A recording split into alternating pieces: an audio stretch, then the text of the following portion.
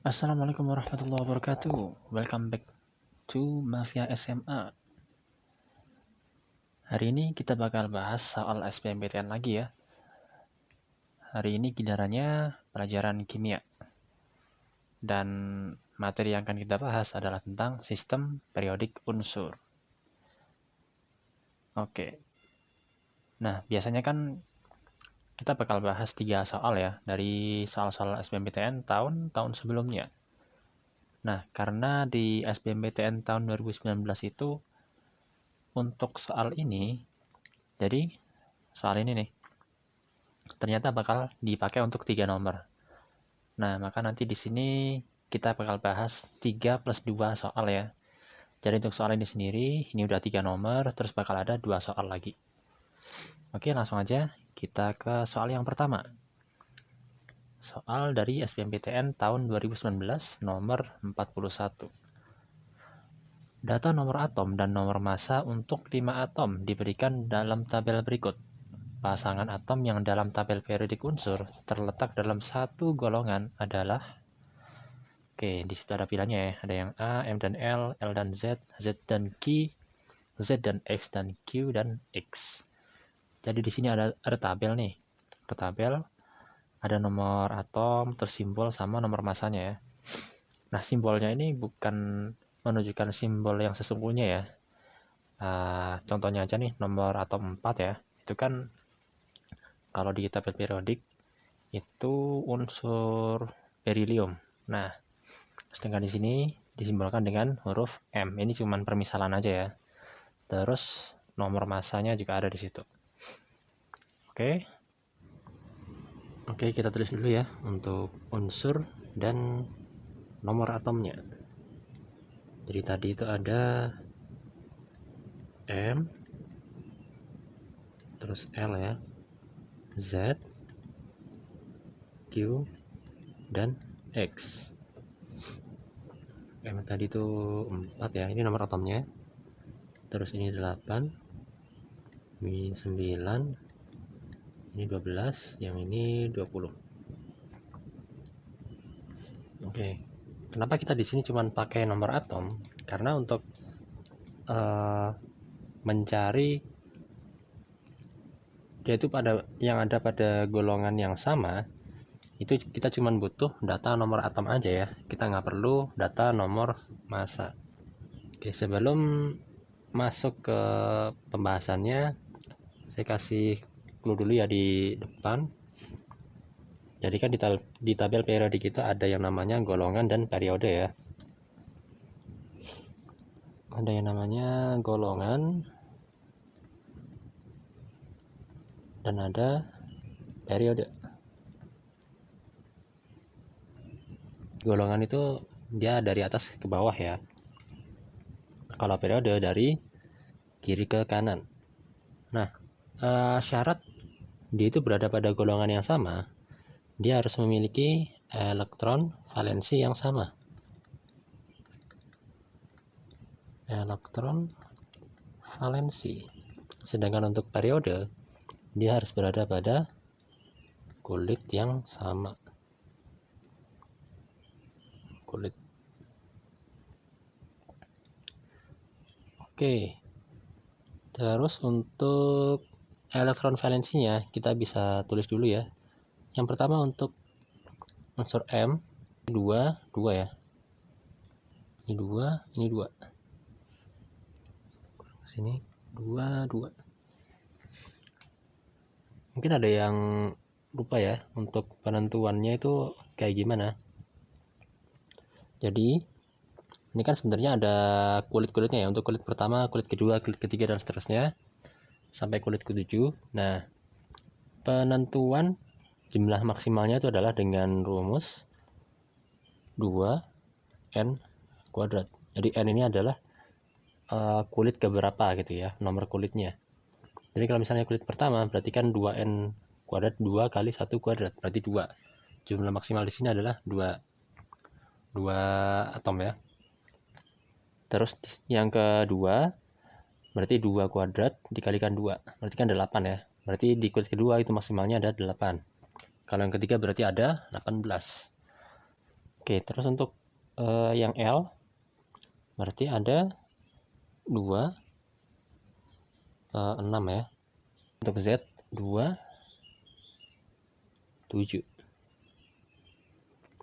Terus untuk Q 2, 8, 2. Untuk yang X itu 2, 8. Nah, ini bukan 10 ya, tapi 8, 2. Kenapa kok bukan 10? Padahal kan ini di sini masih belum penuh. Oke, sekarang saya bakal bikin yang namanya elektron valensi subkulit. Jadi kalau yang ini elektron valensi kulit ya, sekarang saya bikin yang subkulit. Yang ini 1 S2, terus 2 S2. Ini 1 S2, 2 S2, 2 P4. 1 S2, 2 S2, 2 P5. Selanjutnya 1 S2, 2 S2, 2 P6, 3 S2. Yang terakhir 1 S2, 2 S2, 2 P6, 3 S2, 3 P6, dan 4 S2. Nah, kenapa kok tadi itu ini enggak 10 ya, tapi 8 terus 2. Nah, karena untuk atom yang ke-19 dan 20, mereka tuh mengisi bagian S dulu ya. Nah, setelahnya baru untuk yang ke-21 sampai 30 itu mereka mengisi bagian yang di blok D ya, di blok D. Jadi kayak misalnya dari scandium sampai nanti ke 30 kalau nggak salah zinc ya. Itu mereka bakal nambah lagi di sini untuk yang kulit ketiga. Jadi nanti bakal penuh sampai 18, setelah itu ngisi lagi yang di sini. Nah, kenapa kok kayak gitu? Karena ternyata untuk 4S dengan 3D. Jadi setelahnya nanti ini bukan 4D ya, tapi 3D. Jadi nanti 3P6 terus 4S2 di sini adalah 3D, bukan 4D. Nah, jadi mereka kulitnya itu masih di angka 3 ya. Tapi secara energinya itu ternyata lebih tinggi 3D dibanding 4S. Nah, makanya mereka ini bakalan ngisi dulu ke yang 2 ini sampai penuh, baru balik lagi ke yang ketiga. Oke. Untuk di nomor ininya ya tergantung merekanya di urutan berapa ya. Nah, bahkan nanti juga ada yang namanya aturan setengah penuh dan penuh. Nah, itu gimana? Nanti bakal saya bikinin materinya tersendiri ya. Kemudian untuk periodenya, itu berarti dia harus berada pada kulit yang sama. Sebenarnya ada juga yang cukup membingungkan ya. Jadi gini, kayak misalnya nih, saya tambah satu lagi deh ya. Di sini misalnya 21. Misalnya 21. Nah, berarti kan di sini mereka bakalan 3D1 ya, 3D1. Kalau kita lihat yang terakhir kan 3D1 nih. Berarti kan kulitnya ini ya, 3. Padahal mereka berada pada kulit ke-4. Kan setelahnya ini ya, setelahnya nomor atom 20. Ini 20 itu kalsium. Nah, padahal mereka itu sebenarnya berada pada periode keempat. Harusnya kan 4. Tapi karena ada aturan yang tadi ya, jadi energi 3D itu lebih gede dari 4S. Makanya didahuluin yang 4S baru 3D. Nah, sebenarnya cara untuk menentukan periode itu lihat aja kulit yang angkanya paling gede. Jadi nggak harus yang paling belakang banget ya, bisa aja yang di depannya. Jadi kayak case di sini nih, terutama untuk blok D ya, untuk blok D. Nah, itu lihat aja. Pokoknya angka kulit yang paling gede, yaitu berarti dia berada pada periode tersebut. Nah, gitu aja. Oke, sekarang kita balik lagi ke soalnya. Mana nih yang merupakan golongan yang berada pada golongan yang sama? Oke. Caranya adalah bisa teman-teman lihat yang akhirnya memiliki angka yang sama. Kalau misalnya mau pakai di elektron valensi kulit, berarti ambil aja yang angkanya sama. Nah, yaitu ini ya, 2, 2, 2. Berarti M, Q sama X ya. M, Q, dan X. Kita tinggal lihat aja di opsi mana yang sama, yang mengandung salah dua dari 3 unsur tersebut. Kalau mau lihat dari subkulit, elektrovalensi subkulit, berarti lihat yang belakangnya sama, tanpa kulitnya ya. Berarti S2 ini, terus ini S2, S2.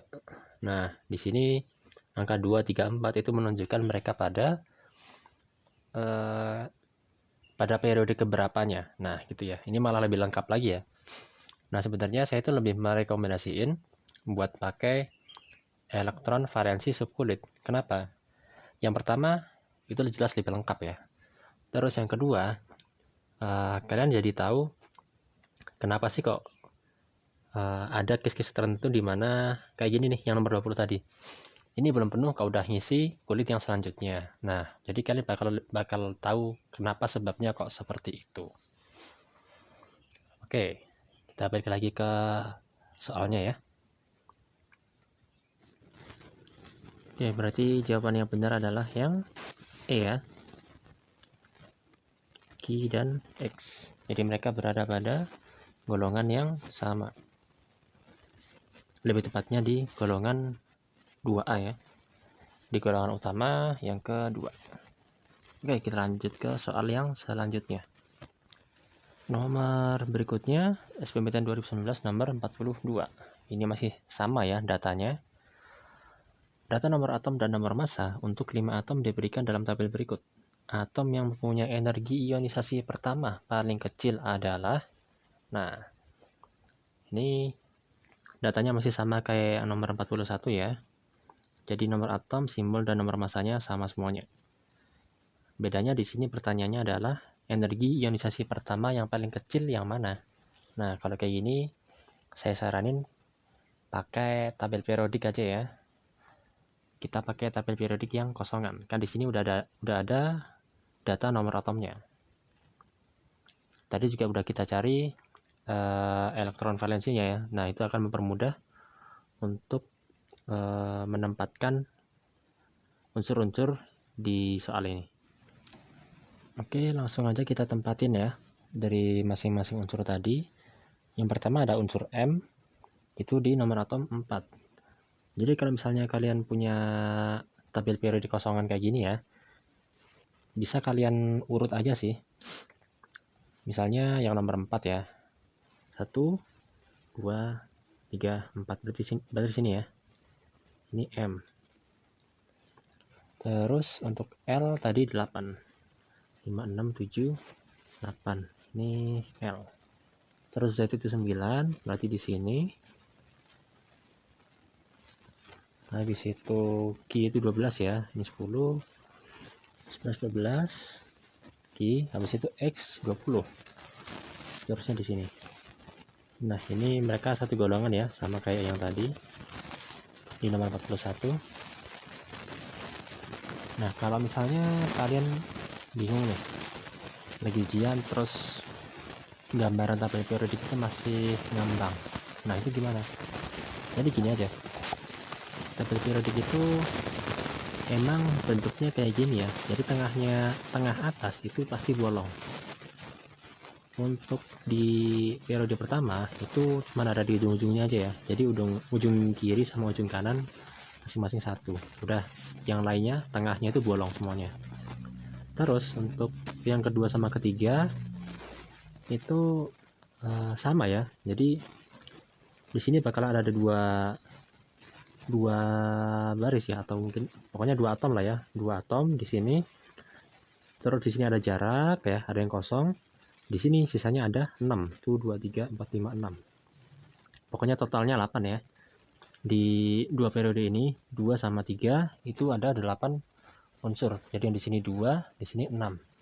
Nah, ini sebenarnya juga masuk ke dalam blok ya.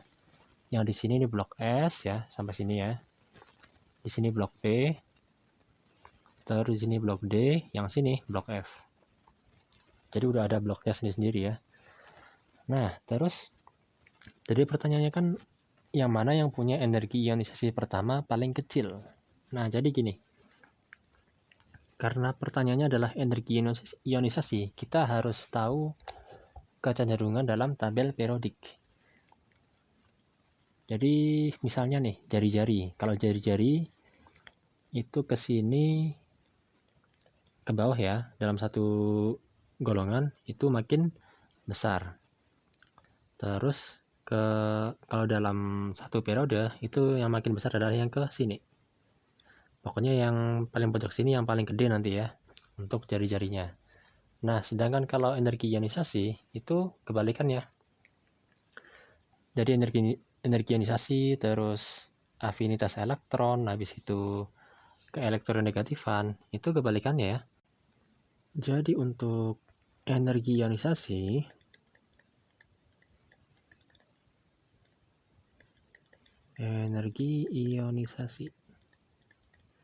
nah, itu dalam satu periode ya, dari kiri ke kanan itu makin besar.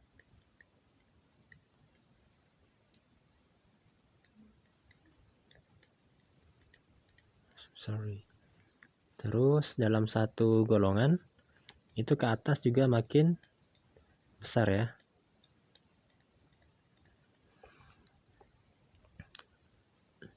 Jadi dalam satu golongan itu ke atas kan makin besar. Berarti yang paling bawah kan yang paling bawah yang paling kecil.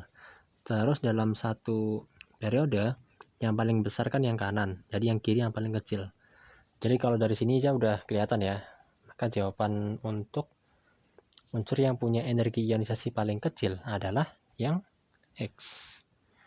Oke, jadi di sini unsur X itu dia adalah unsur yang dibanding keempat unsur lain ya, itu yang paling mudah untuk membentuk ion positif. Oke, kalau kita balik ke soal. Jadi jawaban untuk nomor 42 tadi adalah yang X ya.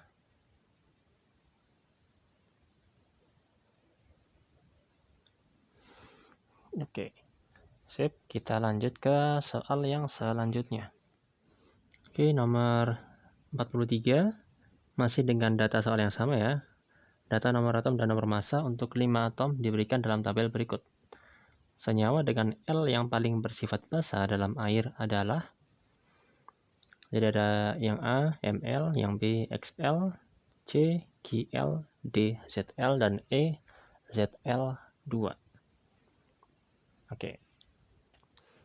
Oke, untuk soal yang ketiga ini, kita kan mau nyari senyawa yang paling basa ya, bersama dengan L, senyawa paling basa dalam air. Nah, di sini sebenarnya kita bakalan pakai tabel periode ini lagi ya. Jadi ada kecenderungan juga, kalau tadi kan energi ionisasi itu yang makin ke sini ya, makin ke kanan dan ke atas itu makin besar. Nah, kalau kebasaan, dia itu dalam satu golongan, itu makin ke bawah, dia makin besar ya, nilai basanya. Terus dalam satu periode, itu yang makin besar adalah yang ke kiri. Jadi sebenarnya kalau mau lebih gampang ya buat ngafalin, itu ambil aja salah satu, yang paling besar yang kemana. Jangan ambil mungkin dalam golongan itu yang paling besar yang kemana, terus dalam satu periode itu yang paling kecil yang kemana. Jangan ya. Jadi biar tahu ujungnya itu kemana sih. Mending ambil aja salah satu. Yang paling besar itu kan pasti ke arah sini ya, ke bawah sini, ke pojok sini. Kalau yang paling kecil berarti ke sana. atau hafalin aja yang paling kecil yang kemana gitu aja biar lebih memudahkan. Terus jangan lupa juga jangan sampai kebalik ya antara yang ke arah sini dan yang ke arah sana itu mana yang dipakai. Jadi kalau misalnya ke arah sini itu yang paling besar ya, itu ada jari-jari atom sama kebasahan tadi. Nah lainnya itu pasti ke arah sini. Oke, nah kalau bersama dengan senyawa L, yang mana yang senyawa yang membentuk basa dengan L itu paling basa yang mana gitu loh. Karena sifat kebasaan itu yang paling besar adalah yang ke arah pojok bawah kiri ini. Nah, maka kalau dari pilihan unsur-unsur ini, pasti senyawa yang paling basa dalam air adalah antara L dengan X. Jadi senyawa XL ya. XL. Ini bukan promosi provider, bukan ya. Ini cuman senyawanya aja. Dan ini pun juga bukan menggambarkan senyawa aslinya ya. Di sini nih kalau nggak salah Mg deh. Saya Mg atau Ca, saya lupa. Antara itulah. Kayaknya sih Ca. Mg di sini. Di sini Be. Oke, kita balik lagi ke soalnya. Oke, jadi jawaban yang benar adalah yang B ya. Yang XL. Ini senyawa yang dengan L bersifat paling basa dalam air. Nah, terus gimana untuk kategori dari ketiga soal ini tadi? Kalau menurut saya ketiga soal ini termasuk kategori soal yang mudah ya. Jadi tiga-tiganya ini cuma perlu sedikit analisa aja. Terus untuk elektron valensi itu juga masih tergolong gampang ya. Jadi tiga-tiganya ini masih termasuk soal yang mudah. Oke, kita langsung lanjut aja ke soal selanjutnya. Soal SBMPTN 2018 kode 460 nomor 45. Data energi ionisasi unsur M ditunjukkan pada grafik di atas. Ini grafiknya saya taruh samping ya. Garam klorida unsur M yang stabil adalah. Oke, ini sebenarnya saya agak kurang setuju ya dengan opsinya. Kalau misalnya opsinya MF, MF2 sampai MF5 mungkin harusnya bukan garam klorida ya, tapi garam fluorida. But it's okay. Kalau misalnya garam klorida itu harusnya kan pakai Cl ya. Jadi mungkin nanti teman-teman juga bakalan belajar garam halida ya. Nah, itu unsur-unsur yang berada pada golongan halogen. Jadi kan ada F, Cl, Br, I. Itu yang sering diujikan ya. Oke, kita lihat aja di grafiknya.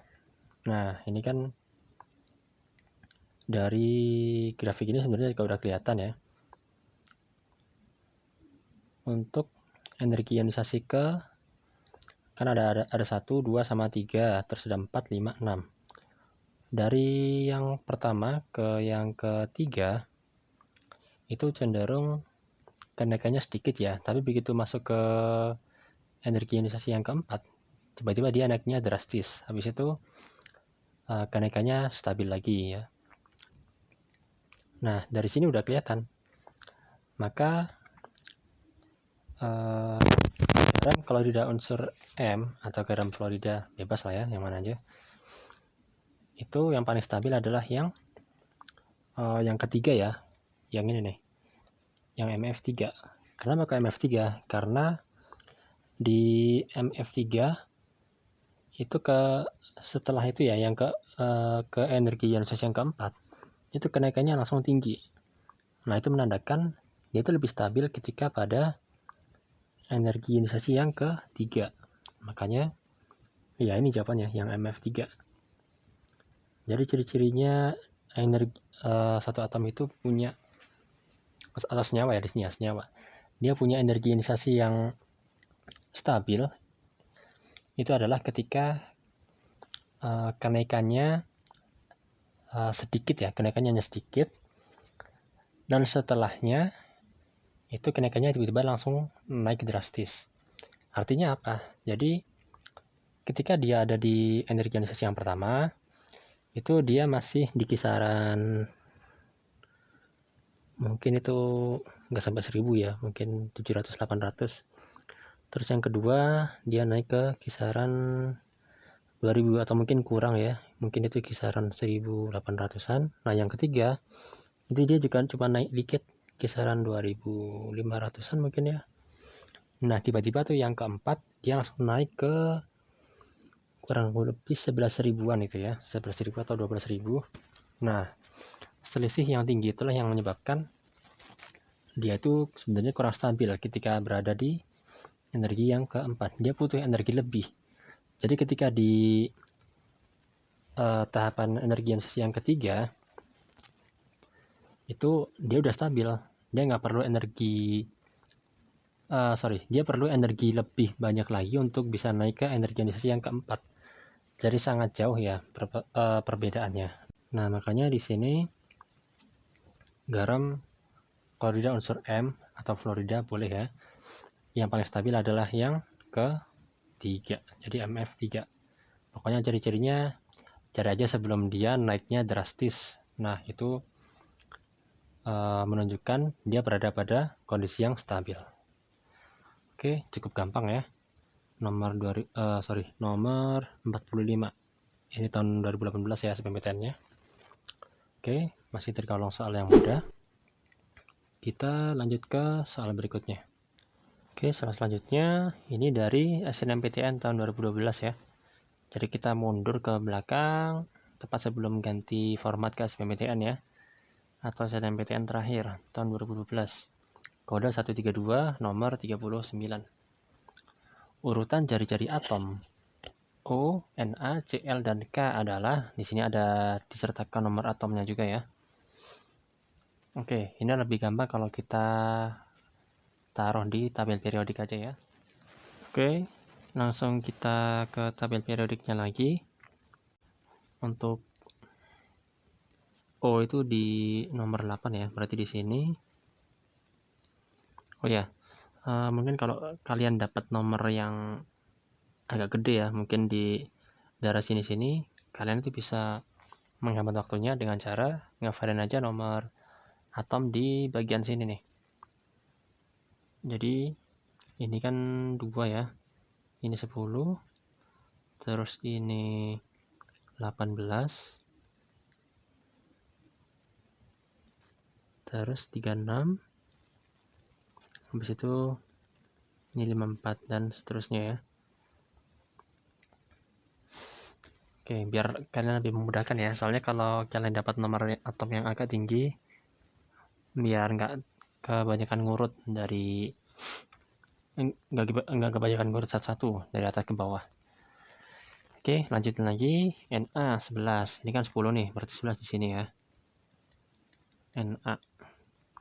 Terus Cl itu 17 di sini. Terakhir K. K di sini. Nah, pertanyaannya adalah urutan jari-jari atom ya, dari yang paling besar ke yang paling kecil. Ingat kalau jari-jari atom itu dia dari mana urutannya? Dari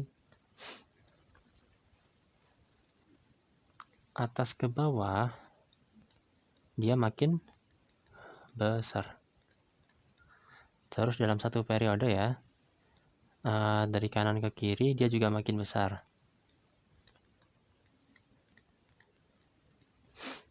So, bisa langsung kita urutin ya. Jadi ini K, terus Na, habis itu O dan Cl. Cl terus O. Jadi jawaban yang benar adalah yang B ya. Oke, ini jawaban yang benar. Jadi K lebih besar dari Na, lebih besar dari Cl, lebih besar dari O. Oke, ini juga masih tergolong soal yang mudah ya. Jadi rata-rata emang untuk di kategori sistem periodik unsur itu cenderung gampang ya soal-soalnya. Dan kayaknya kalau emang ada dari tiap tahun, ini termasuk soal yang mudah dan wajib dikerjain, jangan sampai dilompatin karena ini emang cenderung mudah ya. Oke, sekian dulu untuk pembahasan soal hari ini. Jadi kesimpulannya hari ini soalnya mudah semua ya. Next kita bakal bahas dulu ke yang matematika. Kalau ada yang mau ditanyain, silakan kalian tulis saja di kolom komentar, atau bisa juga tanya via Twitter ya. Nanti untuk Instagramnya menyusul, bakal saya buatin juga. Oke, share videonya ke teman-teman kalian atau ke siapapun yang mungkin lebih membutuhkan ya, untuk tahu tentang video ini biar bisa sama-sama belajar. Oke, silakan bisa like ataupun dislike kalau kalian nggak suka. Silakan komentar di kolom komentar. Silakan subscribe dan aktifkan lonceng notifikasinya biar kalian dapat pemberitahuan ketika saya upload video lagi. Okay, thanks for watching and see you on the next video.